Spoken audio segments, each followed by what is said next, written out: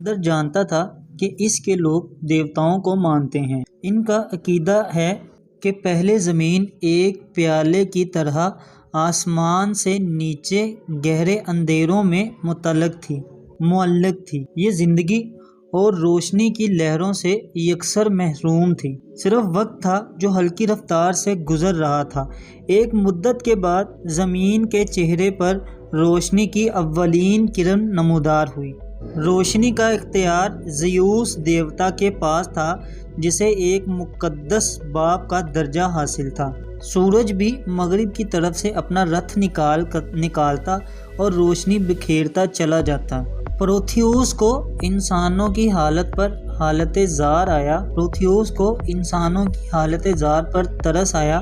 وہ آسمان پر جا کر آگ چرا لایا۔ دیوتا نے اس جرم کی پاداش میں اسے زنجیروں میں جکڑ کر پہاڑوں میں قید کر دیا۔ ارد گرد پہاڑ تھے اور پرومیتھیوس کو ان کے اندر زنجیروں میں جکڑ دیا گیا تھا۔ جہاں تک مغرب کا تعلق تھا تو اس کے بارے میں سکندر کی معلومات یہی تھی کہ سمندر کے نیلگوں سطح پر ناچتی ہوئی شفق تھی۔ جب سورج دن بھر کے سفر کے بعد یہاں پہنچتا تو سمندر کی خنک لہریں اس کی آگ کو سرد کر دیتی۔ یہی وہ جگہ تھی جہاں مرنے کے بعد روحیں قیام کرتی تھیں اور روشنی محروم ہو کے محض پرچھائیاں بن کر رہ جاتی تھی۔ ایک روز سکندر نے اپنی زبان دانی کے استاد سے لیونارڈس کو کہتے ہوئے سنا، سکندر کتابی کیڑا ہے، شاید وہ حقائق سے چشم پوشی کر کے قربان گاہ کا خادم بن کر رہ چکا ہے۔ اگر یہ اسی طرح چلتا رہا تو وہ اپنے باپ کی طرح کامیاب انسان نہیں بن سکے گا۔ مطالعہ دراصل ایک قسم کا فراز تھا۔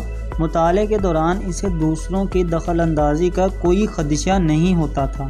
کتابیں اس کی بہترین ساتھی تھیں جو اسے خوشی اور مسرت کے لمحات بخشتیں اور کئی رازوں سے آگاہ کرتی تھیں۔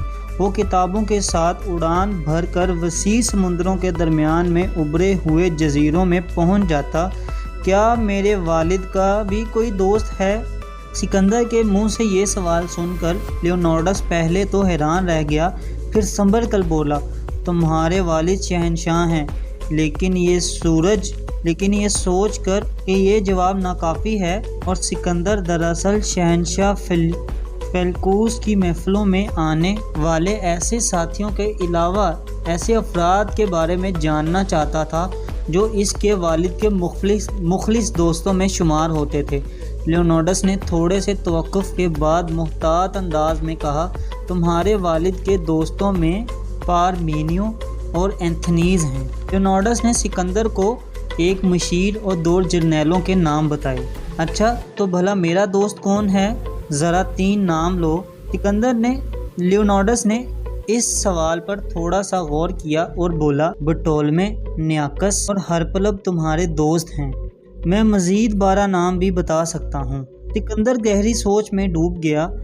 12 ساتھی ہی اس کی ماں نے مختلف استادوں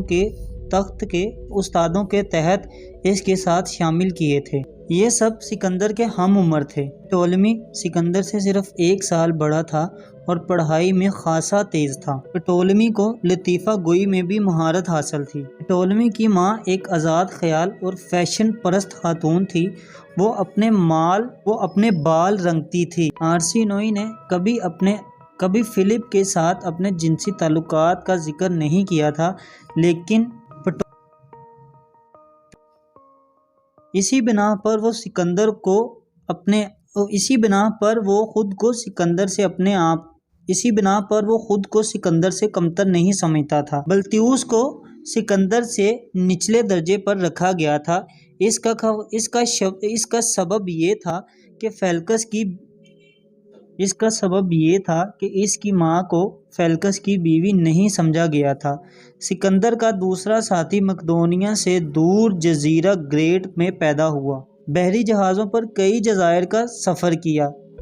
نیارکس نہایت ہی کم گو تھا۔ وہ اپنے ساتھی کی ہر بات سے متفق ہو جاتا۔ نیارکس کا سپاٹ چہرہ جذبات سے عاری تھا۔ اس کی گمسم طبیعت کی وجہ سے سکندر اس کے ساتھ کبھی بھی نہیں الجھا۔ دونوں میں خاموشی کی دیواروں کے باوجود دونوں میں نامانوس سی ہم آہنگی تھی۔ ہرپالوس ایک کسان کا بیٹا تھا جو کسی طور بھی سکندر سے میل نہیں کھاتا تھا، لیکن سکندر کی والدہ نے اسے اس لیے منتخب کیا تھا کہ سکندر کو ہر قسم کے لوگوں سے میل جول کا قرینہ ملے۔ سکندر نے جھلجھلاتے ہوئے کہا، میں نے اپنے دوستوں کے نام پوچھے ہیں، ساتھیوں کے نہیں۔ لیونارڈس نے پہلے تو حیرت سے اسے دیکھا، پھر کہا، انسان کو اپنے دوست خود چننے چاہیے، تمہیں یہ بات اب تک معلوم ہو جانا چاہیے تھی۔ تنہائی کے بعد ڈر کا احساس تھا، تاہم سکندر نے اپنے خوف کے بارے میں کسی سے بھی کبھی بات نہیں کی تھی، بلکہ وہ سپاہی کے تصور میں کھو جاتا جس کے چہرے پر آنکھ کے نیچے ایک گہرا کھاؤ تھا۔ وہ سپاہی بریز کا رہنے والا تھا۔